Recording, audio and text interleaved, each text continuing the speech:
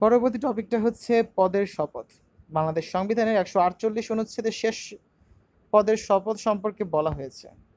1, তৃতীয় তফসিলে উল্লিখিত যে কোনো পদে নির্বাচিত বা নিযুক্ত ব্যক্তি কার্যভার গ্রহণের পূর্বে উক্ত তফসিল অনুযায়ী শপথ গ্রহণ বা ঘোষণা অনুচ্ছেদে শপথ বলে অভিহিত করবেন এবং অনুরূপ শপথপত্রে বা ঘোষণাপত্রে স্বাক্ষর দান করবেন। 2, এই সংবিধানের অধীন নির্দিষ্ট কোনো ব্যক্তির নিকট শপথ গ্রহণ আবশ্যক হলে অনুরূপ ব্যক্তি যেরূপ ব্যক্তি ও স্থান নির্ধারণ করবেন সেরূপ ব্যক্তির নিকট সেরূপ স্থানে শপথ গ্রহণ করা যাবে। 3, এই সংবিধানের অধীনে যে ক্ষেত্রে কোনো ব্যক্তির পক্ষে কার্যভার গ্রহণের পূর্বে শপথ গ্রহণ করা আবশ্যক, সেক্ষেত্রে শপথ গ্রহণের অব্যবহিত পর তিনি কার্যভার গ্রহণ করেছেন বলে গণ্য হবে। পরবর্তী টপিক নাগরিকত্ব।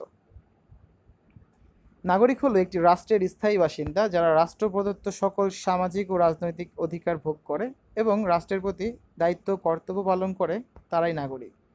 নাগরিকদের সংশ্লিষ্ট রাষ্ট্রের প্রতি দায়িত্ব কর্তব্য থাকে এবং অনুরূপভাবে রাষ্ট্রেরও নাগরিকদের প্রতি দায়িত্ব কর্তব্য থাকে। বাংলাদেশ সংবিধানের 6-1 অনুচ্ছেদে বলা হয়েছে, বাংলাদেশের নাগরিকত্ব আইনের দ্বারা নির্ধারিত ও নিয়ন্ত্রিত হবে এবং 6-2 অনুচ্ছেদে বলা হয়েছে, বাংলাদেশের নাগরিকগণ বাংলাদেশী বলে পরিচিত হবে। পরবর্তী টপিক জনশৃঙ্খলা রক্ষা। আবিধানিক অর্থে শৃঙ্খলা বলতে শিকল, জিঞ্জির, নিগড়, রীতি, নিয়ম, বিন্যাস, সুব্যবস্থা, ধারা প্রভৃতিকে বোঝায়। আর জনশৃঙ্খলা রক্ষা বলতে জনগণের নিরাপত্তা রক্ষার নিয়ম, রীতি, ধারা প্রভৃতি পালন বা রক্ষা করতে বাধ্য করা বা সাহায্য করাকে বোঝায়। আর এই কর্মপ্রচেষ্টা বা দায়িত্ব পালন করে রাষ্ট্রে নিয়োজিত শৃঙ্খলা বাহিনী ও বিভিন্ন প্রকার প্রশাসনিক কর্মীবৃন্দ যাতে কোনো প্রকার অপরাধ, সন্ত্রাসী কর্মকাণ্ড প্রভৃতি সংগঠিত না হতে পারে, স্বাভাবিক জনজীবন বিঘ্নিত না হতে পারে, তার জন্যে এরা নিরলস কাজ করে।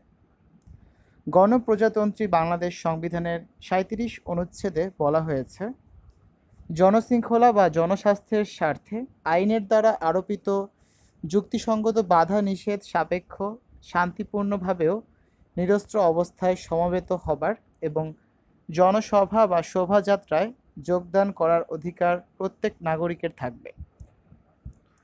39-2 অনুচ্ছেদে বলা হয়েছে, রাষ্ট্রের নিরাপত্তা, বিদেশি রাষ্ট্রসমূহের সাথে বন্ধুত্বপূর্ণ সম্পর্ক, জনশৃঙ্খলা, শালীনতা বা নৈতিকতার স্বার্থে কিংবা আদালত অবমাননা, মানহানি বা অপরাধ সংঘটনে প্ররোচনা সম্পর্কে আইনের দ্বারা আরোপিত যুক্তিসঙ্গত বাধা নিষেধ সাপেক্ষে চিন্তা ও বিবেকের স্বাধীনতার নিশ্চয়তা দান করা হলো।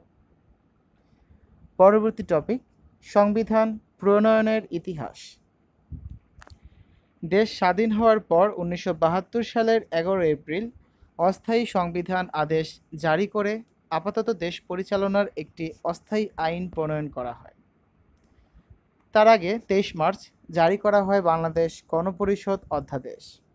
এই অধ্যাদেশে বলা হয়, কেন্দ্রীয় 169 আসন এবং প্রাদেশিক পরিষদের 300 আসনের সদস্যদের নিয়ে বাংলাদেশ গণপরিষদ গঠিত হবে এবং তারা বাংলাদেশের জন্য সংবিধান রচনা করবেন।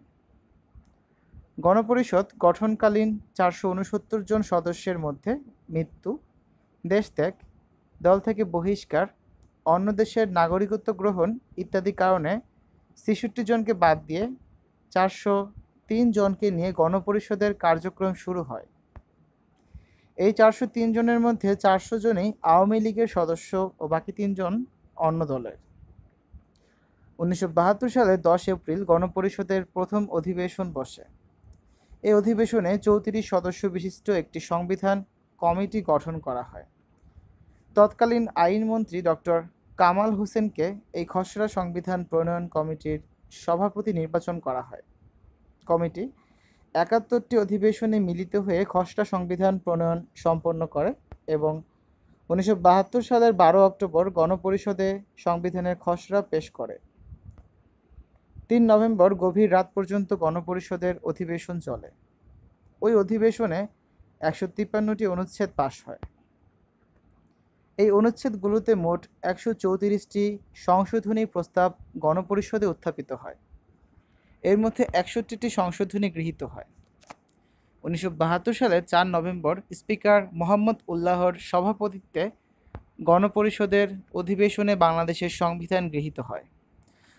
উল্লেখ্য, ওই দিন দুপুর 1:17 গণপরিষদের নেতা শেখ মুজিবুর রহমান সহ উপস্থিত 403 জন সদস্যের সবাই হ্যাঁ সূচক ধ্বনি দিয়ে সংবিধান অনুমোদন করেছিলেন।